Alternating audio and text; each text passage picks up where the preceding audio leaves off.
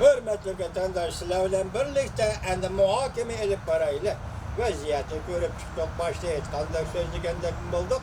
Ve şu narsani ta'kidlaylik, yaqindan beri Amerika Qo'shma Shtatlarining prezidenti Trump men dedi. Jungoga taqobil turishdan tanlab ilingan odam. Taqdir tarafidan, balki zamon tarafidan tanlab ilingan odam. Yaşayan prezident Trump efendi. İkinci bu da prezident Trump efendi tönügen Moskva Rusya Federasyonu prezidenti Vladimir Putin'ni 8 devlet guruhiga. Agar keldigan bo'lsa hozir 7 devlet guruhi, asli 8 devlet guruhi edi. Bu qatam 8 devlet guruhi taklif qildi. Balki zaman shu yerga keldi, vaqt shu yerga keldi. Biz ishonamizki Amerika Qo'shma Shtatlari bilan Rusya Federasyonu bu devletning munosabatlari yaxshilanadi. Amerika Qo'shma Shtatlarining prezidenti Trump efendi bilan Rusya Federasyonining prezidenti Vladimir Putinning munosabatlari yaxshilanadi. Biz tilakdoshmiz, prezident Trump efendi bu siyosatingizni qo'llaymiz. Endilikda biz Shanganga kelaylik. Shanganda namoyish davomlashyapti. Buğaltırlar koçuğu çıkıp namoyish qilishga boshladi. O'tganda sestiralar, doktorlar qatlam bu ichi.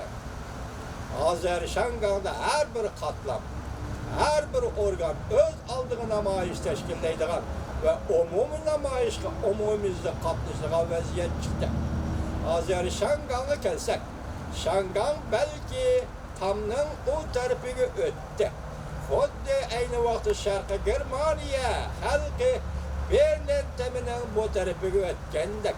Hozir Gumchandang, ya'ni Jungo Kompartiyasi Shangangda qurib chiqqan bir davlat ishg'ol tuzib atalmish. Amaliyotga Kompartiyaning rejimidan paydo bo'lgan Tamning u tarafiga o'tdi. Sen ma'muriyat boshlig'i Lin Jingye taxtdan tushsa, Shangang masalasi hal bo'ladi deb o'ylama, bu endi arzimaydigan ish vaqt o'tdi. Endilikda esa uni nima ideologiyalik fikr bilan aldab boqsan Shangangni bu mumkin emas. Endilikda vaqt o'tdi.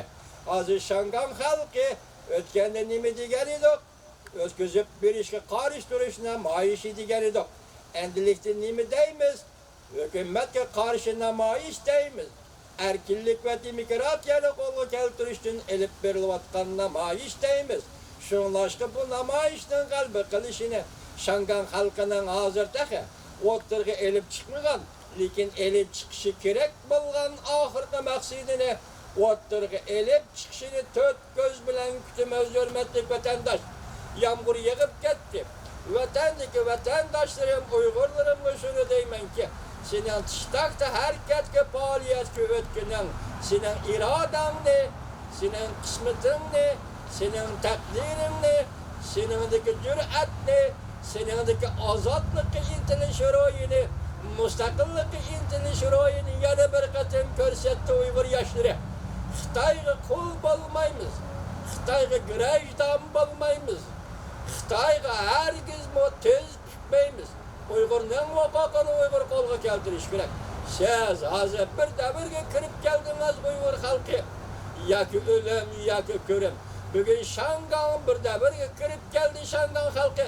Yoki o'lim, yoki ko'rim. Xitoy hozir Shangangga bir pay o'qma atanmaydi. Ko'rdingiz xalqaro besimni senator Makovulning so'zini ko'rdingiz. Xitoy yani endi ta'ammida bostirgandek, Urumchida bostirgandek bostirolmaydi. Agar Xitoy Shangangga qarata tasodifiy bir pay o'q atadigan bo'lsa, Jungnan shu hamon gumron bo'ladi.